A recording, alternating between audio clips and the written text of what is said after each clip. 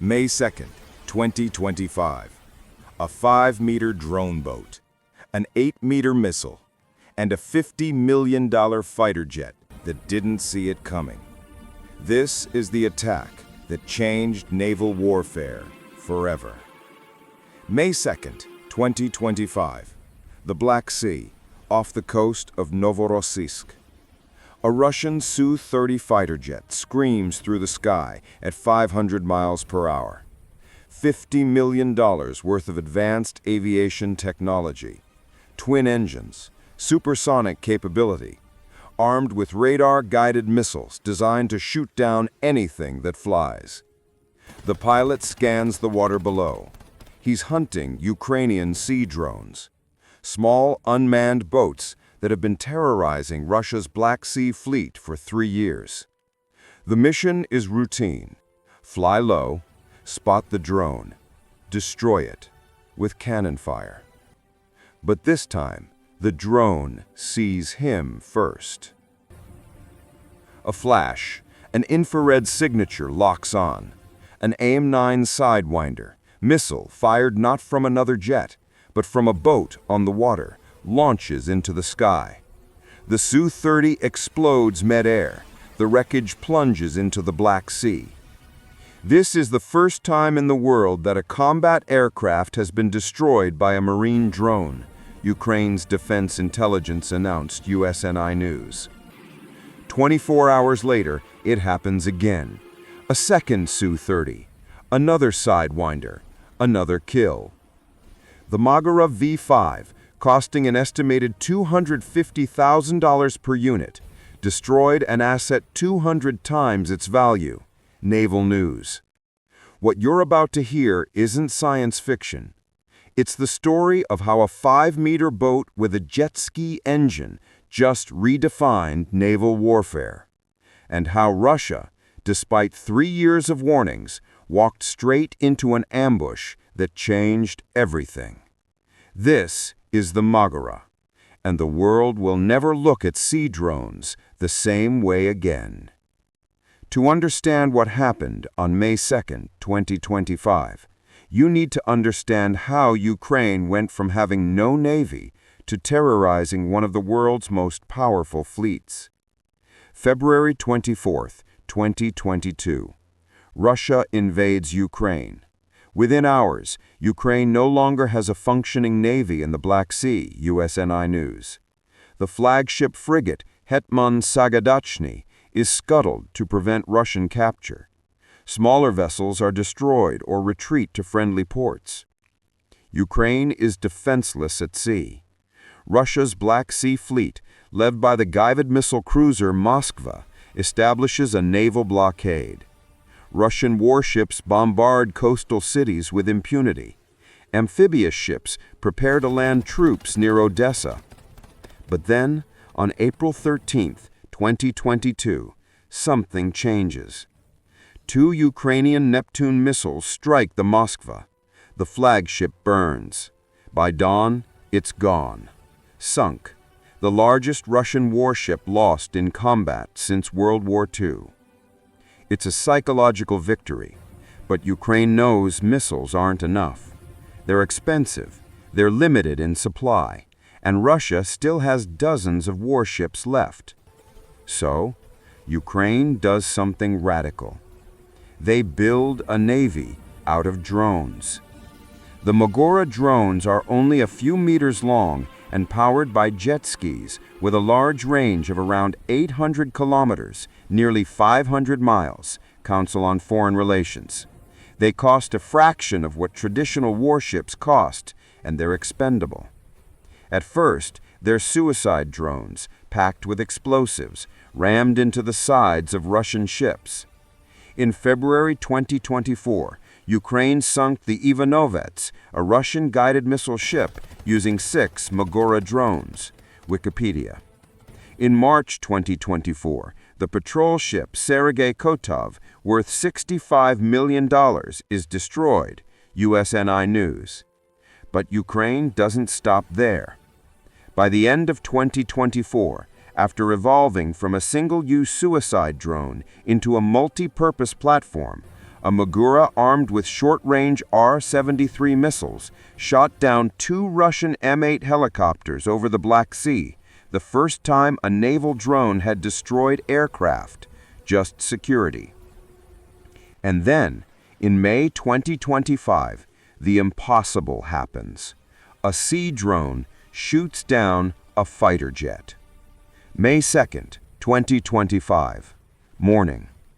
The sun rises over Novorossiysk, Russia's largest Black Sea naval base. It's one of the few places where Russia's battered Black Sea fleet still operates. After losing Sevastopol in Crimea to repeated Ukrainian strikes, Novorossiysk has become the lifeline. But it's also a target. Ukrainian intelligence has been planning this operation for months. The target isn't a ship this time. It's the aircraft Russia uses to hunt Ukrainian drones. Russia has used flankers to counter Ukrainian USVs for a couple of years, USNI News. Su-30 fighters patrol the coastline, swooping low over the water to strafe drones with cannon fire. It's been effective. Dozens of Ukrainian drones have been destroyed this way. But Ukraine has been studying these patrols. They know the patterns, they know the flight paths, and they've developed a counter. The Magura V7, a new weapon.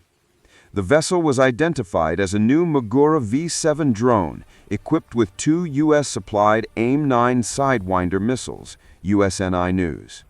The V7 is larger than its predecessor. The Magura V7 is approximately 8 meters long compared to the 5.5 meters of the V5 and features enhanced design modifications that enable it to operate in rough sea conditions, USNI News. But the real innovation is the weapons system. Kirilo Budanov noted that the AIM-9 missile proved the best combination with the Magura V7, although several other missile types were tested, Naval News. The AIM-9 Sidewinder, America's most iconic air-to-air missile. The R-73 missile weighs approximately 230 pounds, has a range of up to 18 miles, and can engage targets at angles of up to 60 degrees off bore sight, Naval News. The Sidewinder is similar, but more advanced. It's designed to be launched from fighter jets, but Ukrainian engineers have adapted it to fire from a boat. The drone's targeting system uses infrared sensors. It locks on to the heat signature of jet engines. Once locked, the missile launches, tracking the target autonomously. And on May 2nd, it works. 8:23 a.m. First contact. Gur used 3 Magura 7 drone boats in the attack, with 2 of them firing on the jets, USNI News. 3 drones, operating in loose formation, 2 armed with sidewinders, 1 acting as a spotter. The drones are nearly invisible. They are quite difficult to see, especially in the open sea. This size makes it difficult to control it because the sea is choppy, but it also makes it much harder for the enemy to hit us, Council on Foreign Relations. Russian radar picks up something, but it's not clear what. The signature is too small, too low to the water. A pair of Su-30s are scrambled from Novorossiysk. Their mission? Investigate and destroy whatever is out there. The jets arrive within minutes. They descend to low altitude. The lead pilot spots the drones, small, unmanned, easy targets. He lines up for a strafing run, and then one of the drones fires. The kill. The Sidewinder launches. The infrared seeker locks on to the Su-30's twin engines. The missile accelerates to Mach 2.5. The Russian pilot has seconds. He tries to evade, but the Sidewinder is designed for this. It tracks the heat. It compensates for the jet's movements. Impact. The Defense Intelligence of Ukraine said the fighter jet burst into flames in the air and eventually fell into the sea, USNI News. The second Su-30 watches its wingman explode. The pilot breaks off. He climbs, tries to gain altitude, but the second Magura is already locking on. Another launch, another hit. Budanov reported that fighters from the Special Unit Group 13 destroyed 2 Russian Su-30 jets using AIM-9 missiles launched from Magura V7 naval drones, USNI News. One of the aircraft was shot down over the Black Sea, and its crew was rescued by a civilian vessel. The second Su-30 was reportedly destroyed in Crimea, with the crew presumed dead. 2 jets, $50 million each, gone in minutes. The Russian response? Panic and denial. Russian telegram channels explode with activity. 3 sad moments can be noted, which indicate, to put it mildly, problems in our military organization in the 4th year of the special military operation. The popular war correspondent Kitten telegram channel complained. 1. The enemy seized the initiative in the Black Sea. 2. The Black Sea Fleet, after the loss of the flagship, has still not been restored in terms of combat capability. The fleet, what remains, is huddled in harbors and bays. Russia's Ministry of Defense says nothing.